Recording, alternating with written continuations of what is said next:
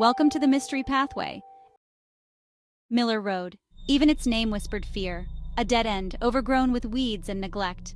At the end, swallowed by trees, stood a house. It was once grand, a Victorian mansion with a wraparound porch and a widow's walk. Now it was a husk, windows like vacant eyes, paint peeling like scabs. Locals said it was cursed, haunted. The old house had been empty for decades, ever since the disappearance of the Vanderlyn family. One night, it was said, they simply vanished. No note, no sign of struggle. Dinner sat on the table, half-eaten, as if they'd just stepped out for a moment and never returned. The mystery was never solved, leaving a chill in the air around the house, a sense of something unfinished. Over time, whispers became legend. People claimed to see lights flickering in the windows, hear screams echoing from within. The house became a dare, a rite of passage for teenagers eager to prove their bravery.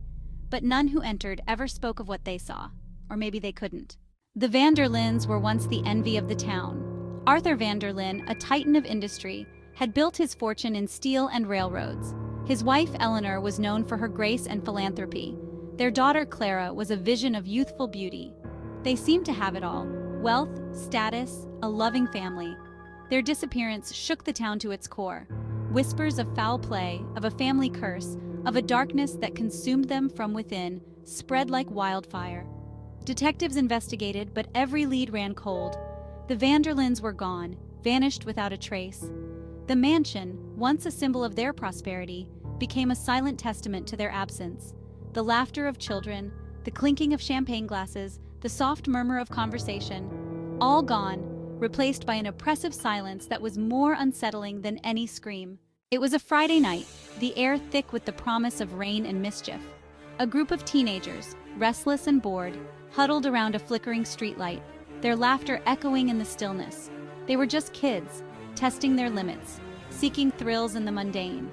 Tonight, the dare was Miller Road. Jake, the ringleader, a boy all swagger and bravado, pointed down the road. $5 says none of you can make it to the front porch, he challenged, his voice a mixture of amusement and genuine fear. The others exchanged nervous glances, the legend of the house looming large in their minds.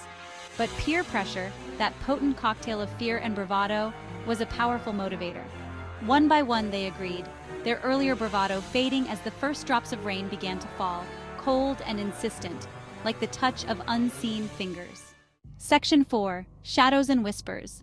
The heavy oak door creaked open with a groan, as if protesting their intrusion. The air inside was stale and cold, thick with the scent of decay and something faintly sweet, like overripe fruit. Dust motes danced in the faint moonlight filtering through grimy windows. Silence hung heavy, broken only by the sound of their own breathing and the frantic thudding of their hearts. They moved deeper into the house, each step hesitant, their sneakers kicking up dust that had settled over decades. Shadows seemed to writhe in the corners of their vision, and the silence was punctuated by soft, unidentifiable sounds. The creak of floorboards, the rustle of unseen fabric, a whisper that seemed to come from right next to their ears. The temperature plummeted, a bone-chilling cold that seeped into their clothes and chilled them to the core. The air grew thick, heavy with a palpable sense of dread. They were not alone. Section 5. The Ghostly Figure. They rounded a corner and froze. At the end of the hallway, bathed in a shaft of moonlight, stood a figure. It was tall and gaunt, its form obscured by what appeared to be a long, flowing gown. The moonlight glinted off something in its hand, a silver hand mirror, reflecting the pale light back at them. A collective gasp escaped their lips, their eyes wide with terror. The figure remained motionless, its features obscured by the shadows, yet its presence radiated an aura of immense sadness, of a grief so profound it felt almost tangible. Panic surged through them. They stumbled back, their bravado forgotten, their only thought to escape the suffocating presence of the house and whatever resided within. But as they turned to flee, they found their way blocked. The heavy oak door that had creaked open so readily now refused to budge. Section 6. Trapped. They rattled the doorknob, kicked at the thick wood, but the door wouldn't give. Panic turned to terror as the full weight of their situation dawned on them. They were trapped. The temperature plummeted further, the air growing thick and oppressive, making it difficult to breathe. The whispering intensified, swirling around them, taunting them with their fear.